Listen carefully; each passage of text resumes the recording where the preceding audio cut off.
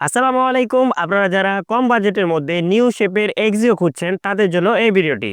গাড়িটি ২০১৩ মডেল এবং ২১ এর রেজিস্ট্রেশন। গাড়িটি এখনো সিলভার কালার অরিজিনাল কালারে আছে।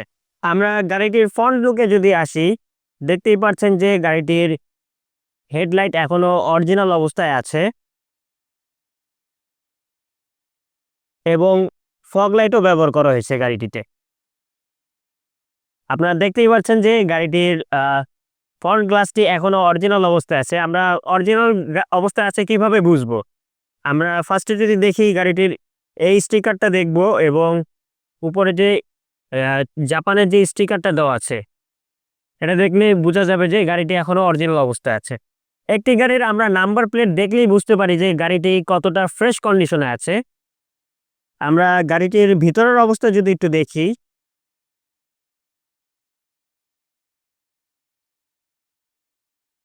অল অপশন অটো আছে।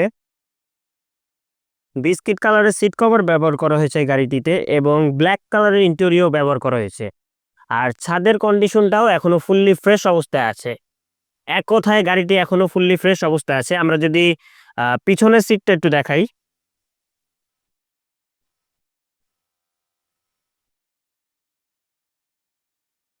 অনায়াসে এখানে ৩ থেকে ৪ জন বসতে পারবে। আমরা গাড়ির ভিতরের কন্ডিশনটা যদি একটু দেখি, গাড়িটি কি স্টার্ট এবং অরিজিনাল জাপানি মনিটর এবং এসি হলো আইস কুলিং এসি এবং স্টাইলিশ ড্যাশবোর্ড আছে গাড়িটিতে। গিয়ার বক্সটি এখনো অরিজিনাল অবস্থায় আছে এবং আইডিয়াল স্টপ আছে এবং আমরা যদি উঁচু নিচু রাস্তায় গাড়িটি চালাতে চাই ওটারও একটা মুড দেওয়া আছে এবং ১২০ কেবির একটি পোর্ট দেওয়া আছে। হ্যান্ডব্রেকটিও এখানে হাতের এখানে দেওয়া আছে। আমরা গাড়িটির ব্যাক সাইডে যদি আসি তাহলে দেখতে পারবো যে গাড়িটির ব্যাক লাইট এবং ব্যাক গ্লাস এখনো অরিজিনাল অবস্থায় আছে। আমরা গাড়িটির ব্যাক ডালা যদি একটু দেখি, এখানে 60 লিটারের এলপিজিতে কনভার্ট করা আছে গাড়িটিতে এবং স্পেয়ার চাকাও একটি দেওয়া আছে। স্পেয়ার চাকাটিও ফুললি ফ্রেশ অবস্থায় আছে। একটি গাড়ির সাইড দেখলেই বোঝা যায় যে গাড়িটি কোনো অ্যাক্সিডেন্ট হিস্ট্রি আছে কিনা। এই গাড়িটির কোনো অ্যাক্সিডেন্ট হিস্ট্রি নেই। গাড়িটির টায়ারের দিকে যদি আমরা একটু দেখি, গাড়িটির টায়ারটা এখনো ফুললি ফ্রেশ অবস্থা আছে। 15 ইঞ্চিসের টায়ার ব্যবহার করা হয়েছে।